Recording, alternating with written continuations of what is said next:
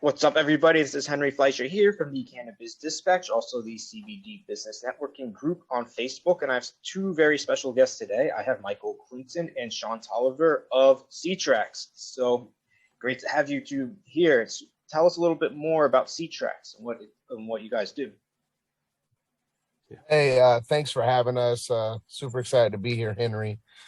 C-Trax provides point of sale, inventory management, product compliance, and freedom of payment processing for brick and mortar CBD retailers. So we like to say that we provide the Square-like experience without obligating our customers to only choose from one payment provider. Oh, cool. And how long ago did C-Trax start? We started C-Trax in 2018. So January of 2018 is when we started working on it, but we did not release our first product until April of 2019. Yeah. What was that moment that triggered that saying, "Hey, we're gonna start C-Trax"? Where was that like aha moment? My wife and I, who's not on this call, but she's our other co-founder. Her and I were in Las Vegas, and she's a software developer by trade. Yep. And at this point in time, I was working in automotive retail, and she was trying to find a way to kind of transition me out of a 70, 80 hour a week job. And I was like, look, I would leave this to go into cannabis. And while at a dispensary in Las Vegas for our very first time, we kind of recognized that the customer experience, as far as how you shop, the information that the retailer can utilize to kind of improve that experience for a customer, was severely lacking. It took us like 20 minutes to finally check out after selecting all our products. And, she was like, look, we can fix this. We can make something better. We went back to Charlotte. She ended up recruiting Michael, I think maybe a month or two after that. And then we were originally going to launch in for adult and medical use, but in December of 2018, when hemp was legalized nationwide, and we saw stores starting to populate up in the North Carolina market, we kind of made a full pivot solely to CBD for all of 2019 and most of 2020. And the rest was, it just kind of fell into place. No, yeah, I think anytime it's like starting a business, it's always best to start with one target market. So that was very good on your part. Thanks. Yeah, and what was the toughest thing you guys went through when you first opened up? I mean, I think like everybody's, the easiest answer is funding.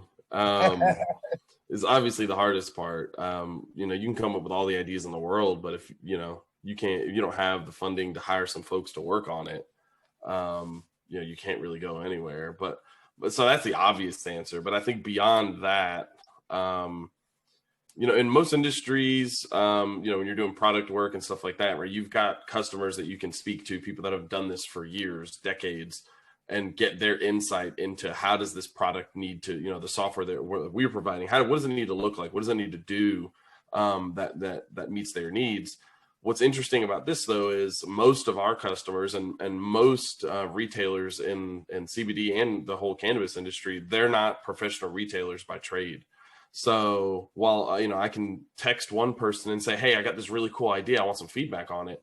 And they give me a piece of feedback and I'm like, oh, that's interesting. And I reach out to 5 other people and I get 5 completely different answers because they kind of live in their bubble for their store. So that's a big hurdle to get over when the folks that are your customers aren't traditional retailers. So they don't, they may not have proper inventory management practices, like how they count inventory. We have a couple folks that just don't. So it's very difficult when now you've got to build a product that works for many customers, but now it has to be even that much more flexible because some people may never use a feature that you have. So it makes that customer experience, really difficult to maintain. Got it. And knowing what you know now, what would you do differently if you had to start from day one again? Wow. That's hard to say because like what we, at least from the software perspective, I think there's some business decisions we could have made better, but from building the product, the experience that we went through is what's gotten us here, right? So we put out we call it a beta product, but it was probably alpha or even pre-alpha. And we'd let it run for 3 or 4 months. And the things that we learned in those 3 or 4 months were so crucial to the development of this full-on product. And when I say, it was pre-alpha, it was a web app that was running on an iPad that was somehow talking to printers over the internet. And it was very difficult for those that are not tech oriented. Like, understand, like, that's painful. Yeah. So the things we learned and going through that experience were like, okay, like we want this wireless experience, right? I don't want to be like a Ingenico where I've got a big thing and all the stuff's connected and there's wires hanging out everywhere, right? I just want them to use an iPad and talk to a register wirelessly. So it helped us like really hone in on the right technology and the right feature sets and finding the right hardware partners so we can provide the experience that the retailers kind of need and expect, especially again, when they're not traditional retailers and they're not tech savvy. Got it. Yeah. Like the hardship of that first install, right, also put me into one of the busiest CBD stores in the Southeast for 6 weeks on a daily basis. Right. And so what you learned about your customer and their needs, right, it like firsthand, right? Like the best user experience is to like work on your product in the middle of there being 15 customers in the store and 3 people around you that don't know what they're doing, right? So if you want to like kind of figure out like, how can we make this better? That was like the perfect crash course. But, as a business, we're all first-time entrepreneurs. There's a lot of small decisions that we would have done differently and how we like took the approach of managing our business. We probably wasted a lot of money making mistakes that we didn't have to waste. And, to this day, right, like it's something as the CEO, right, that eggs me personally. Like I wish I had known more or been better, but, every mistake that we made got us a little bit closer to the place of building something that we knew could really service the CBD and hemp industry in a positive manner, right? Like we compete against other brands that we know don't have a vested interest in what our retailers' well-being is. And so the hardship of getting to that road, I feel like allows for us to have the conversation with retailers that went through their own hardships and be able to better understand their struggles. Oh, of course. Yeah, it makes sense. So one thing I found interesting too, you guys mentioned you started off as a web-based. Is there a mobile component as well too to your product? Mm-hmm. Yeah, so now it's a point of sale app is an iOS application. Go ahead, Michael. No, that's what I was going to say. So we started off as a web app that we had to like make responsive to work on an iPad because that was the desire. They wanted to be able to walk around the store with it. But then now you're asking a web application on an iPad to talk to hardware peripherals. You can't do it via Bluetooth and things like that. So we had to get very creative. So now the full solution is an iPad app, that talks to everything with Bluetooth, and it's much more streamlined and just in a traditional sense. Oh, gotcha. And what would you say the toughest part about being in this business is in this current year? This year, at least in 2021's been very good, definitely on the upswing compared to 2020. But I think in 2020, the hardest part for us, because, we launched the V2 of our app in late 2019 and we had a handful of customers. And I would say like within a week or two of COVID starting, Sean and I were coming up with plans of, okay, every Friday we're going to be driving around, the state, or we might take a long weekend trip to another state. So it was, we were putting the pedal all the way down on growth and sales. And then all of a sudden, all of our potential customers were closing their doors for 30, 60, 90 days. And one of our customers is in Uptown Charlotte. And they rely on foot traffic and they're still not open because, most of the businesses are still working remote. So they don't have the foot traffic that they would get, normally. So, for us, I think just pivoting to virtual sales, and it's one thing where we can just pick a city, drive around for a day and find a few stores, but having to pivot to virtual sales in the year that was supposed to be our significant growth was I think definitely the hardest part of everything. Yeah. It just sucks the wind right out of your sails. And, the customers that did stay open, we waived the billing for them because, once again, we're a partner, right? We're not just like some software company out there trying to get a nickel and a dollar off a retailer. Like, we're trying to help retailers grow their business while we grow our own. And so when we see a retailer go from doing $25,000 a month to $5,000, how do I send them an invoice that month, right? Like, as a human, right? Like, so it was like, we all had to work together and kind of dig deep to survive it. And it was definitely tough. And now going into this year, it's about, figuring out how to better communicate to retailers, like the direction that the industry is going versus I've discovered a lot of retailers, because they're a little more inexperienced when it comes to actually managing a retail business. They're not thinking about their future and the tech solutions that they're going to use to scale their business beyond like what they're currently trying to figure out. So there's so much on their plate. And sometimes when you're talking about how they're going to manage customer interaction 6 months from now, sometimes it's too much to talk about. It's like, look, I just need to figure out how to survive right now. So, getting people to plan for their future when they're overwhelmed in the day-to-day is a little more difficult as the sales guy, right? As trying to grow our business right now. Got it. Hey, you guys mentioned you're based out of North Carolina, but do you have like accounts in other states as well too throughout the country? Yes. So we are further. It's like we have a retailer as far west as Colorado, stores in Ohio, Mississippi, Louisiana, Houston, Texas, Tennessee. But our prominent market space at this point is definitely Tennessee, North Carolina, and South Carolina, and Georgia. Yeah, I know those states too should be seeing more up on the legislation front too. Yes, Mississippi is going through a legalization process. Alabama just passed a bill last night in their house. South Carolina is going down a legalization process. Georgia's already there. It's just highly restrictive. Tennessee is trying to figure out how to decrim. Virginia, just to the north of us, is just legalized rec. So it's coming. The Southeast is finally catching up with the rest of the United States, and we really feel like C-Trax is perfectly positioned to be the leading retail solution for cannabis retailers across the Southeast. Oh, of course. I was saying, once Virginia passed the law, I was like, oh, all these southeastern states are gonna go through. I think even Florida and Texas too. I think once those two states pass, then everybody else will follow as well too, because those are some of the most populous states. Mm-hmm. I think Atlanta's gonna be like the Las Vegas of the South. I could see that.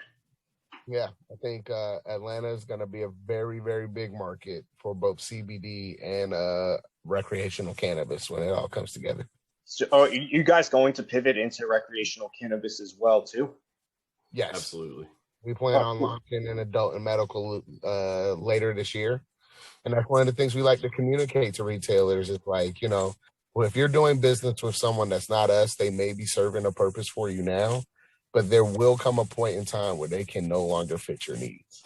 I feel like it's just a matter of time, right? Whether it's Square, whether it's light speed, whether it's a vend or shopkeep.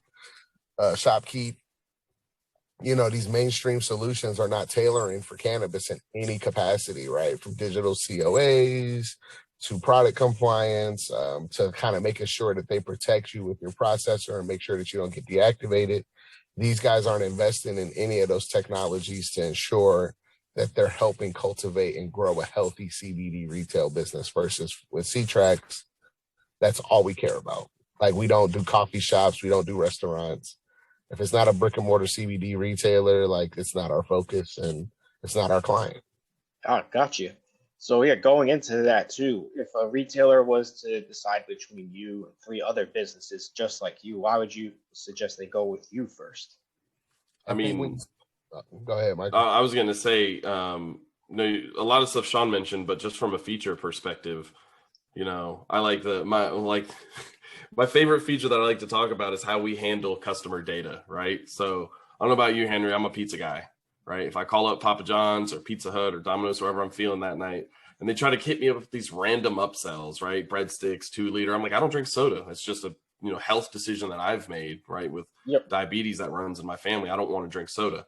So they're wasting their time trying to upsell soda to me. And I've ordered from them multiple times and I've never bought a soda. So I don't understand why they don't, key in on that customer data and use it for the sales. So one thing that we do that no one else does is I put your customer's data in front of your salesperson's face during the sale, and they see it the entire time. So they can see what are Henry's favorite products, what does he spend on average, what are his favorite product categories. So if Henry's a big flower consumer and you got a brand new strain of flower in, well, I know exactly how to navigate this upsell, and I can talk to Henry about a brand new product that there's a highly likelihood he might be interested in.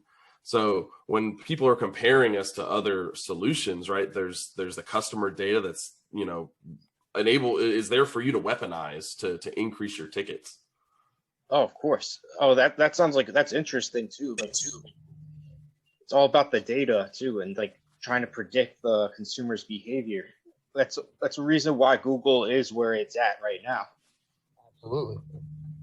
Like retailers need to know like what a customer likes to spend, what they like to spend on, what their favorite products are. And then C-Trax turns around and takes that data and puts it in the hand of the retailer. So not only can you upsell them and increase your average ticket spend while in store, you can then turn around and take that same data and reach out to that customer once they leave your store. So we also provide age verification. Delta 8 is a big thing in the market, and retailers like being dependent on $12 and $13 an hour employees to protect them for age verification, I think is a gamble. I think you need a scenario where you have customers that are checking in with their ID at the front door, so you know that you're serving someone that can legally buy this product, right? And you don't jeopardize like your business over one or two transactions. So those are the things that we focus on. It's specifically catering to the needs of a CBD retailer. So with digital COAs, I talked about that as well, where we allow retailers to upload COAs to their product. And our next iteration of that is that COA and data associated will be printed via QR code directly on the receipt. And yeah, and then, I think at the end of the day is when you do business with C-Trax, you're doing business with a company that you know is directly reinvesting back into cannabis and hemp to better support you as a retailer.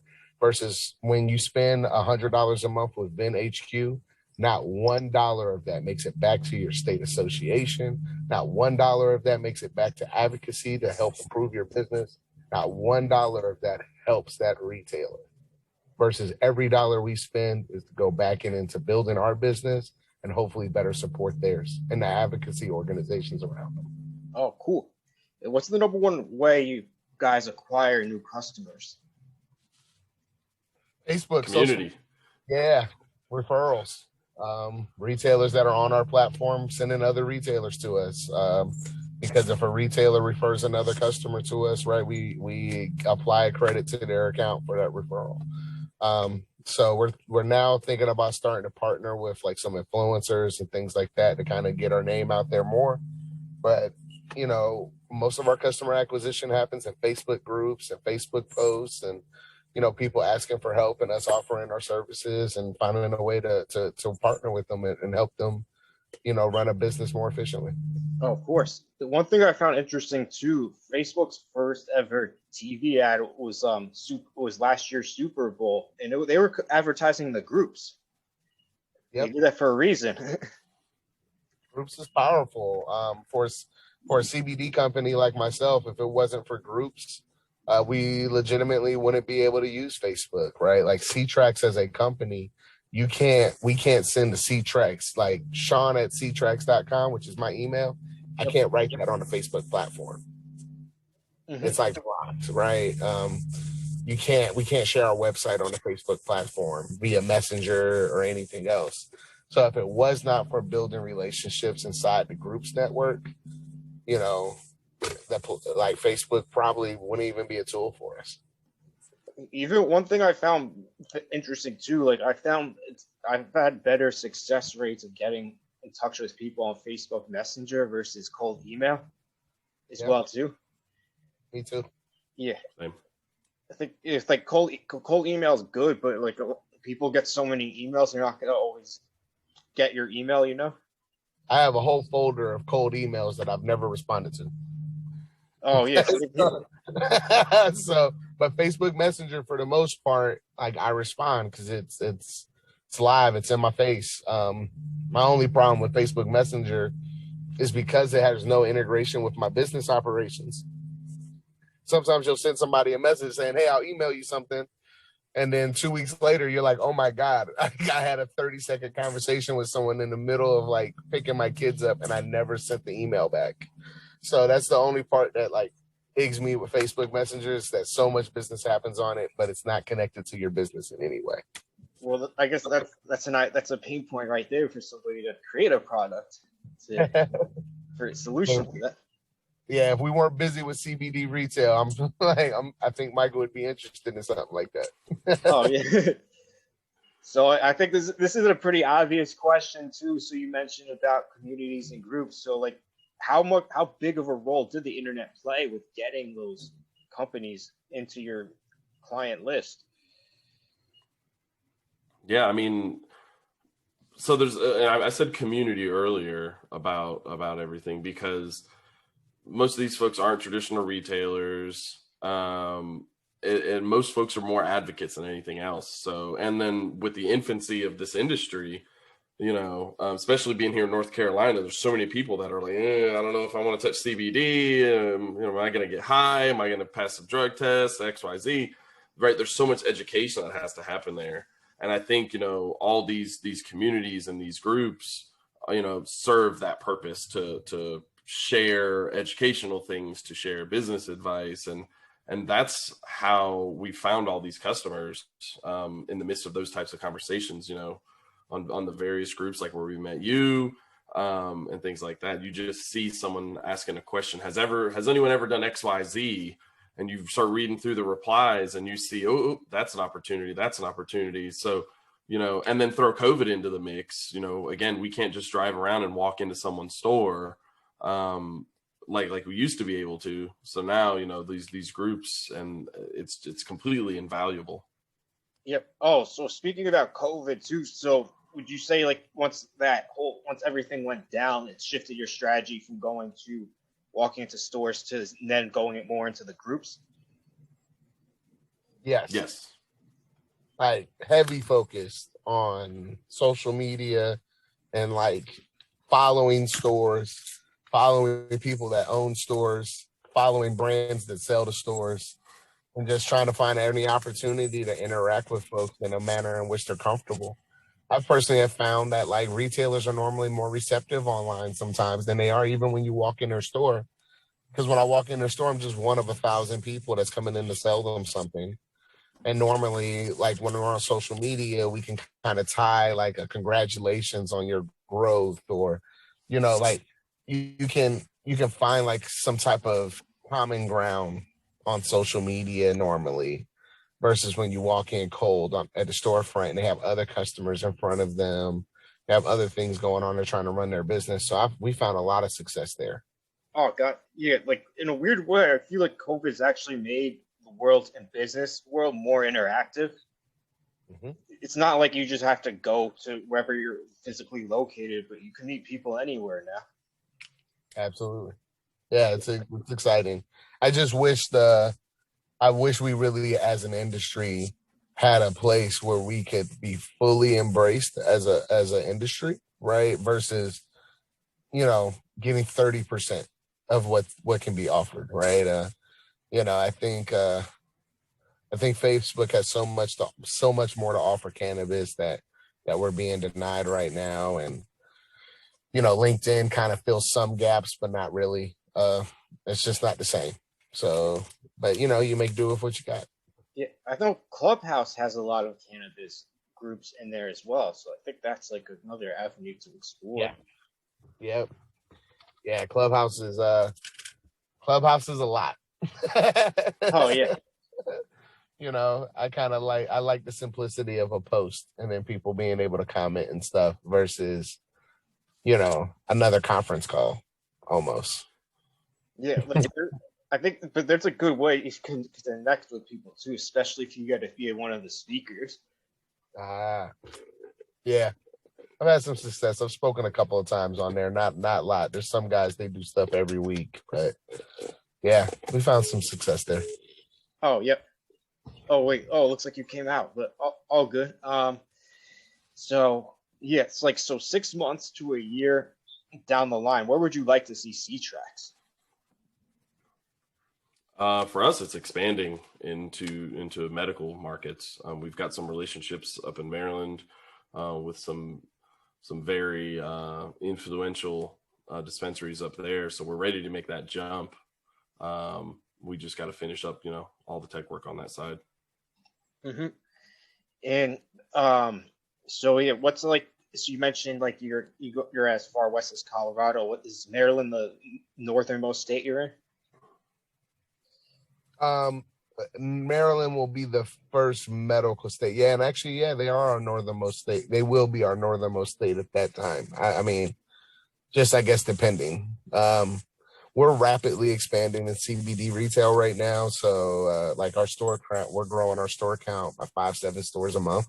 Mm-hmm. So I do think at the end of this year we'll be at 100 locations.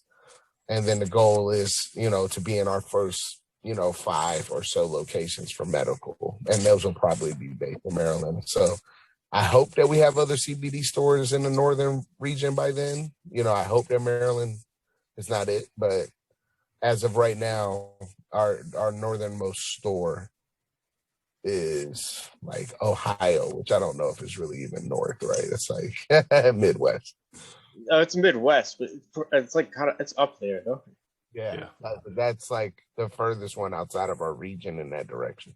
Yeah, because like the New York, New Jersey markets will be interesting too, since they legalized too. But it's gonna take some time for the legislation to kick in though, even after they pass the laws. Yeah, I think you'll see an expansion of CBD retail. Oh, definitely. And even with when medical and rec finally licenses and everything come out, I still think that you're going to see a big market specifically for brick and mortar CBD stores, because not every customer is looking for psychoactive, like high dose cannabis. Some folks are really looking for something that they can treat like a supplement. And when you sell CBD at a medical dispensary or a rec dispensary with an associated 30% tax, it's just not something that's like feasible when you can go to a traditional brick and mortar store, pay a traditional sales tax on it, and get a much more relaxed experience. So I think you're going to see New Jersey and New York. I think you're going to see a boom in both CBD and recreational stores. Oh, I could see that too. But I think in a lot of places too, where they have like abandoned buildings or warehouses, they should just convert those into CBD or cannabis like operations, stores or grow operations. Mm-hmm. I like it. I'm all for it. Like one day, I think 3 to 5 years, whenever C-Trax is hopefully big enough to the point where we have a much larger team and we can start looking at diversifying some of our personal interests, right? It's definitely a personal goal of mine to get into the cultivation retail space, like as an actual owner at some point in time, and hopefully take the knowledge that we've learned through this technology and this operations management software that we've built to hopefully really, create a phenomenal brand at some point in time. Oh, yeah, oh, of course. There's actually a good show on Viceland called Kings of Kush. Like the product OxyClean. Yeah. Anthony Sullivan, who's the pitch guy for that, he's in the CBD business. So it's a docu-series with him and his partner. You see the whole process of how they buy a piece of land in Vermont, they grow the hemp, then they get the facility to extract it, and it's just really interesting to see how it all unfolds. That's pretty cool. Yeah. That's like that. So there's going to be a lot more like series coming out too on all these TV channels and streaming services about the whole industry too. That'll be another interesting thing to watch for. Yeah, I can imagine. Yeah, so an interesting question I got for you guys too is like which other industries will you see booming because of CBD and or cannabis?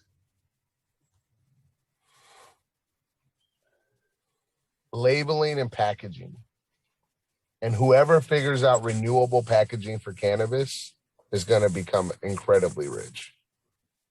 I know because like they've been discussing making plastic from hemp because it is biodegradable. I see that being like the new thing down the line.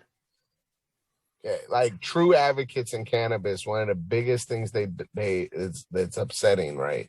Once they get everything they want, they get social equity to get everything right. Is like, what do you do with all the trash that is created behind the regulation and the packaging of this space? You know, so even something as simple as a pre-roll, right? You're still getting an additional ounce of plastic that's wrapped all around it. And so, you know, I think that's going to be, as an auxiliary industry, I think figuring out what to do with cannabis byproducts that are used during the consumption and like making that eco and green is going to be, that's just my little tidbit. I just think it's going to be a big, big, big deal. Yeah. Oh, yeah. I'm interested in the construction side of it as well. You know, I saw a video recently that spoke about taking like traditional construction methods where they're using earth as like one of the primary materials to build the walls. There's I can't remember, it's a university over in England, and they're doing a study on this, and basically they're taking the traditional methods and then they're weaving fibrous hemp into it, and they're finding that it retains heat very well, the structural quality stays, and it's less taxing on our planet to use the planet, you know, to build structure as opposed to creating a whole new material that has all these extra byproducts that damages the environment to build a wall. When it's like, look, you've got earth right next to you, mix it with a couple other natural things and you can have a pretty good wall. Hempcrete is going to change the building industry. Oh, definitely. You know, like, you know, being able to build like renewable homes. Like, you know, imagine being able to grow all the material that you need to build your home. You know, like in one grow season. Like it's gonna happen eventually, and it's gonna change the world and the economics and the culture of our country in a major way. They're saying too, a lot of the building materials derived from hemp, they attract less insects too. Mm-hmm. Oh yeah, I mean, like there's so much destruction. And like this is just another step on the path of you know, utilizing all of like God's plants the way they were intended. The dream house would be a house constructed entirely of hemp materials. I mean, North Carolina used to be a center of hemp. Like they grew industrial hemp and created hemp rope and hemp fibers and stuff. Once upon a time, way before it was criminalized, because it was competition for cotton, right? And you know, I would love to see, you know, the United States, and specifically North Carolina, get back to those roots. I mean, it's happening. Yeah.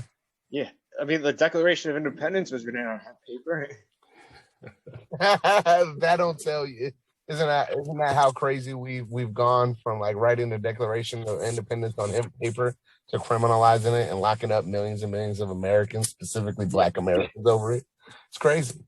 Yeah, I mean, it's like hemp is like the most American thing possible. 4th of July should be celebrated using hemp products. I'm gonna find some hemp-based fireworks. Wait. That would be a whole nother thing. Damn, fireworks from hemp. Hey, it's American as apple pie. Definitely.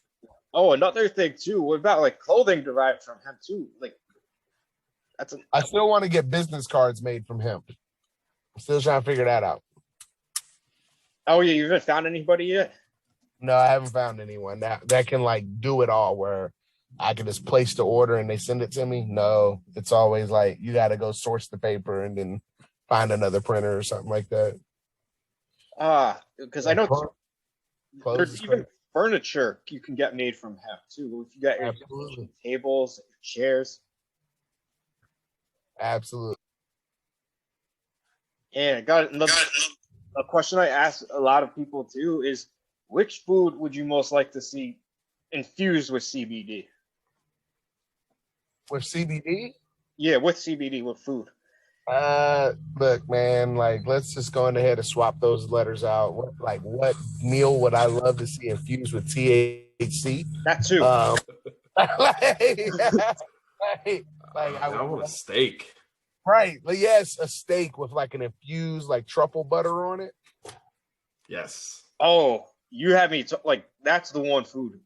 I mean, it's already comfort food, and it's one of those foods where it's more like to get a nice, like really well done steak, like it's a special occasion type of thing. So not only am I gonna, I get all the positive chemicals released from my brain because I get this big fat steak in front of me and you hear the sizzle, and then you're gonna tell me you're gonna infuse the butter with something that it just gets basted in. Oh man, I don't think nothing can top that. You get your steaks well done.